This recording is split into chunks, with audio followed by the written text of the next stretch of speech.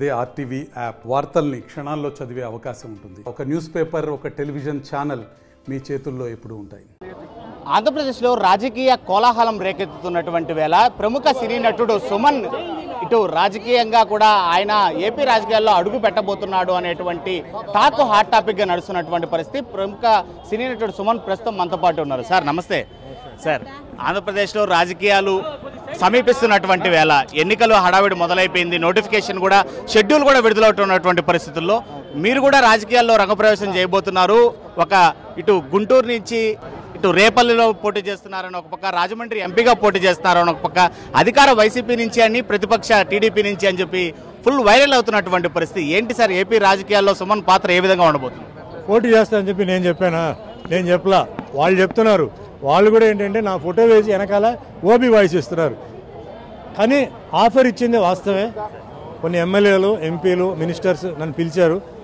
ఎందుకు రాకూడదు సుమన్, నీ రాజమండ్రి నువ్వు బాగా తిరుగుతున్నావు కదా, ఎందుకు రాకూడదున్నారు? అయ్యా 3 నెలలు టైం ఇస్తే నాకు కష్టం అండి, నాకు కనీసం 1 సంవత్సరం ముందు చెప్పు ఉండాలి. ప్లస్ ఇక్కడి నుంచి అక్కడ, అక్కడి నుంచి ఇక్కడ అది జరిగేది కాదు, కాబట్టి నేను చేయలేని చెప్పేసి నేను డిక్లైన్ చేశాను.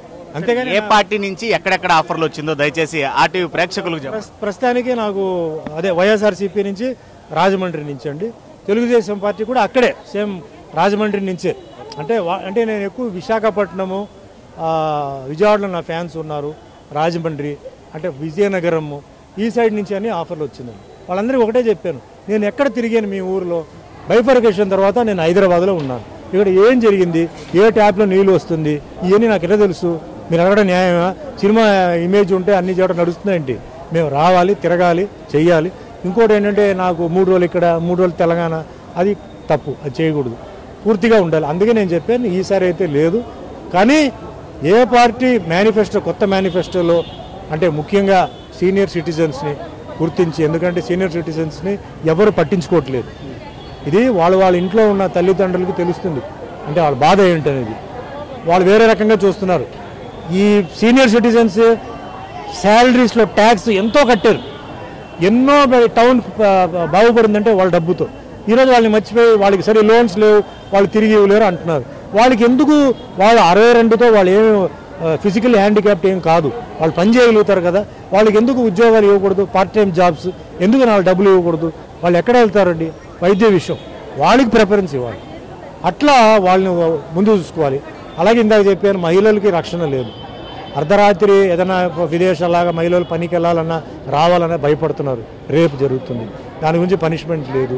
లా అండ్ ఆర్డర్ అంటే ముఖ్యంగా ఏంటంటే టెర్రరిజం, ఇవన్నీ డ్రగ్స్ కంట్రోల్ లేదు. ఇవన్నీ గట్టిగా పనిష్మెంట్ ఇస్తే అన్నీ కరెక్ట్గా సరిపోతాయి, అది చేయట్లేదు. సరే, ఇంకా మిగతా విషయాలు వచ్చేప్పటికి ఎంప్లాయ్మెంట్ ఒక ప్లేస్లో బాగుంది, ఒక ప్లేస్లో లేదు.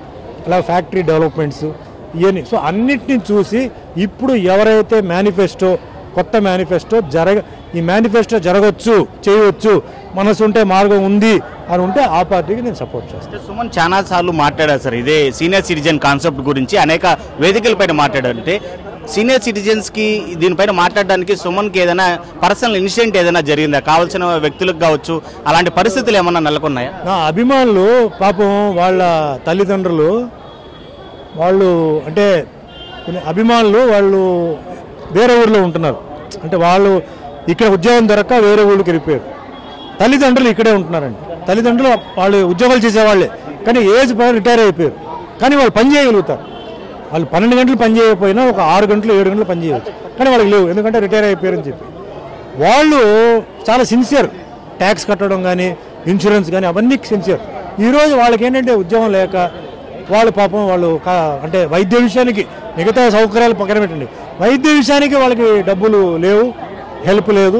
తర్వాత ఎక్కడైనా గవర్నమెంట్ ఆఫీస్కి వెళ్తే వాళ్ళని తిప్పుతున్నారు, డైలీ క్యూలో నుంచుంటున్నారు. ఇది నాకు మనసులో నా ఆవేశం. సీనియర్ సిటిజన్స్కి ఏ ఆఫీస్కి వెళ్ళినా వాళ్ళకి సెపరేట్ క్యూ పెట్టాలి, అంటే విడిగా జనాల్లో మొత్తం కలపకుండా ఫస్ట్ ప్రిఫరెన్స్ ఇవ్వాలి. అలాగే వైద్య విషయంలో గవర్నమెంట్ ఆఖరి దాకా, వాళ్ళ ఆఖరి చచ్చే వరకు వాళ్ళకి వైద్య విషయంలో ఆపరేషన్స్ అలాంటి ఉన్నప్పుడు వాళ్ళు చేయాలి. అది చేయకపోతే ఇంక మిగతా ఎందుకు? ఇది నా విషయాన్ని మాట్లాడండి. ప్రముఖ నటుడుగా మీకు అధికార పార్టీ కావచ్చు, ప్రతిపక్ష ఇతర పార్టీల గురించి కూడా అనేక మార్లు ఆఫర్లు కూడా వస్తున్నటువంటి పరిస్థితి, అధినేతలు మీతో కూడా మాట్లాడుంటారు. సో మీకు కావాల్సినటువంటి మేనిఫెస్టో, మీరు చెప్తున్నటువంటి పాయింట్లు మీకు రాజకీయాల్లోకి రావడం ఇష్టం లేనప్పటికీ కూడా ఇలాంటివి పొందుపరిస్తే బాగుంటుందని ఏ నేతతో అయినా డిస్కస్ చేసినటువంటి దాఖలాలు ఉన్నాయి? నేను చాలా సమయం ఇప్పుడు మీతో ఎలా నేను మాట్లాడుతున్నానో మీ న్యూస్ ఛానల్ ద్వారా కనీసం వాళ్ళ చెవుకి అది వెళ్ళిపోయి పడాలి, అది వినాలి. ముఖ్యంగా అంబులెన్స్ ఉందండి, అంబులెన్స్ చాలా ఉంది, అంబులెన్స్ వెళ్ళడానికి మార్గం ఎక్కడ ఉందండి? లేవు. కానీ ఒక రాజకీయ నాయకుడు ఆయన పోలీస్ కానిస్టేబుల్ బైక్లో వస్తాడు, కొయాన్ సౌండ్ వస్తుంది, దారి ఇస్తే తీసుకెళ్తారు. అది చేసినప్పుడు అంబులెన్స్ ఎందుకు చేయకూడదు అంటున్నాను. అర్థమైంది మీకు? మినిస్టర్కి ఎమ్మెల్యే చేయండి, నేను చేయవద్దని చెప్పట్లా.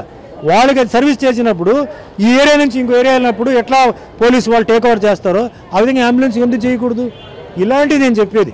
ఇవన్నీ మీరు చేయండి తప్పకుండా. విదేశాల్లో ఉన్నాయి, కొన్ని ఎక్కడ ఉందంటే విదేశాల్లో ఉన్నాయి, చేయండి, ఎందుకు చేయకూడదు? డెవలప్ అవుతుంది. సో చెయ్యాలి, ఎవరు చేస్తారో వాళ్ళకి సపోర్ట్ చేయాలి. ఏపీలో ఇప్పుడు రాబోయే ఎన్నికల్లో ఒక ప్రముఖ నటుడిగా ఏ పార్టీకి సపోర్ట్ చేయనున్నారు? అంటే మీరు చెప్పినటువంటి మేనిఫెస్టో పాయింట్లకు ఒప్పుకునేటువంటి పార్టీ ఏదైనా ఉంటే వాళ్ళకి కూర్చొని పెట్టి అధినేతలతో మాట్లాడి సపోర్ట్ చేసి క్యాంపెయిన్ చేసేటువంటి పరిస్థితులు ఉండబోతాయా? లేదా మీరు చెప్పినటువంటి పాయింట్స్ అన్ని మేనిఫెస్టోలో పెడితే మీరు ఆ పార్టీకి సపోర్ట్ చేస్తూ మీరు కూడా పోటీలో నిలబడేటువంటి అవకాశాలు ఉంటాయా? ఒక మేనిఫెస్టో కాదండి, ఈరోజు కులాలు మతాలు చాలా ఇంపార్టెంట్ అయిపోయింది. క్యాస్ట్ ఫీలింగ్ ఇప్పుడు మనలో ఉందనుకుంటున్నాం, కానీ ఇప్పుడు ఈరోజు పొలిటికల్ పార్టీస్లోనే క్యాస్ట్ ఫీలింగ్ వచ్చేసింది కదా. ఒక్కొక్క క్యాస్ట్కి ఒక పార్టీ పరిమితం అయిపోయింది. అంటే 60-70% ఆ క్యాస్ట్ వాళ్ళే, దాని తర్వాత మిగిలిన వాళ్ళకి ఉంటే ఉంటుంది, లేకపోతే లేదు ఉంటుంది కదా. అలా కాకుండా హిందూ, ముస్లిం, క్రిస్టియన్, సిక్, బుద్ధిస్ట్, జైన్ అన్ని క్యాస్ట్లకి వాళ్ళ రిజర్వేషన్ బట్టి పర్సంటేజ్ని బట్టి ఏ పార్టీ వాళ్ళకి ఇస్తున్నారో ఆ పార్టీకి నేను సపోర్ట్ చేస్తాను. గతం వేరే, ఇప్పుడు ముందు వెళ్ళేప్పుడు మనం వేరే రకంగా ఆలోచించాలి. ప్రతి ఒక్కరికి క్యాస్ట్ ఫీలింగ్ ఉంది, ఉండాలి. ప్రతి ఒక్కరికి హిందూ, ముస్లిం, క్రిస్టియన్ ఉండాలి. ఎలా న్యాయం చేస్తారు? అందరికి న్యాయం చేయాలి, అదే రాజకీయం అన్నది. వన్ సైడ్ చేస్తే అది రాజకీయం కరెక్ట్ కాదు అది. సో అందరికి ఎవరు చేస్తారో వాళ్ళకి నేను చేస్తాను. చివరిగా ఏపీ ఓటర్లకు మీరు ఇచ్చేటువంటి మెసేజ్ చూడండి, మనం అందరూ 5 సంవత్సరాలకి ఒక పార్టీని నమ్ముకొని ఉండాలి. 5 సంవత్సరాలు మీరు ఏంటంటే ఓ బ్రాండీ బాటిల్కో ఓ బిర్యానీకో మీరు బానిసలు అయిపోయి ఏదో మీరు గుద్దేస్తున్నారు, తర్వాత మీరు తిడతారు, తప్పది. మీ వల్ల మీ ఫ్యామిలీ కూడా చాలా కష్టాలు అనుభవిస్తున్నారు. కాబట్టి మీకు పనిచేసేవాడు మీ ఏరియాలో, మీ మీ పల్లెటూరులో లేకపోతే సిటీలో టౌన్లో ఎవడు పనిచేస్తున్నాడు, మహిళ పనిచేస్తుందా, మహిళలను మీరు గెలిపించండి. నేను చెప్పిన సర్పంచ్, కార్పొరేటర్ నుంచి ఎమ్మెల్యే నుంచి ఎంపీ నుంచి మీరు చేయండి. వాళ్ళు డిసైడ్ చేస్తారు ఎవరు సీఎం అవ్వాలి, ఎవరు పిఎం అవ్వాలి, వాళ్ళు చేస్తారు. మీకు వద్దు, మీకున్న కష్టాలు ఏదో ఉన్నాయి అది చూసుకోండి. పిలిస్తే పలికేవాడు, సావుగైనా పెళ్లికైనా వచ్చేవాడు, మీకు సాయం చేసేవాడు, వాడిని లేకపోతే ఆవిడ్ని మీరు సెలెక్ట్ చేయండి. Right sir, thank you. So మొత్తం అది ఆంధ్రప్రదేశ్ రాజకీయాల్లోకి తన్ని రమ్మని చెప్పి ఇటు అధికార ప్రతిపక్ష పార్టీల నుంచి అనేక ఆఫర్లు రావడం మాత్రం నిజంగానే వాస్తవం. అయితే ఏపీ ప్రజలకి ఎవరైతే నిజంగానే సేవ చేస్తారో, అంటే సీనియర్ సిటిజన్స్ దగ్గర నుంచి కూడా చిన్నపిల్లల వరకు సంక్షేమ పథకాలు కాదు అందాల్సిన రీతిలో అన్ని అందే విధంగా చేసేటువంటి మేనిఫెస్టో పెట్టినటువంటి పార్టీకే తన సపోర్ట్ ఉండబోతుంది. ప్రస్తుతం ప్రత్యక్ష ఎన్నికల్లో పోటీ చేయమని ఎన్ని ఆఫర్లు వచ్చినా తనకు ఇంట్రెస్ట్ లేదు. తెలంగాణలో సెటిల్ అయ్యాను కాబట్టి ఇక్కడ 3 నాళ్ళు అక్కడ 3 నాళ్ళు చేసేటువంటి సేవ రాజకీయ సేవ అనిపించుకోదు. తాను రాజకీయాల్లోకి రాకపోయినప్పటికీ కూడా ప్రజా సంక్షేమం కోసం పోరాటం చేసేటువంటి ఏదైతే పార్టీ ఉంటుందో వాటికి నేను సపోర్ట్ చేస్తానని చెప్తూనే ఏపీ ఓటర్లందరూ కూడా మేల్కొండి సంక్షేమమే కాదు నిజంగానే కుల మత భేదాలు లేకుండా పనిచేసేటువంటి పార్టీని నేతల్ని గెలిపించేటువంటి ప్రయత్నం చేయండి అని చెప్పి కూడా ప్రముఖ సినీ నటుడు హీరో సుమన్ చెప్తున్నటువంటి పరిస్థితి. వీడియో జర్నలిస్ట్ ఎల్లైతే Lokesh reporting for RTV Tirupati. మరిన్ని వీడియోస్ కోసం ఛానల్ ని సబ్స్క్రైబ్ చేయండి, లేటెస్ట్ అప్డేట్స్ కోసం వాట్సాప్ ఛానల్ ని ఫాలో చేయండి అండ్ లింక్ డిస్క్రిప్షన్ లో ఉంది.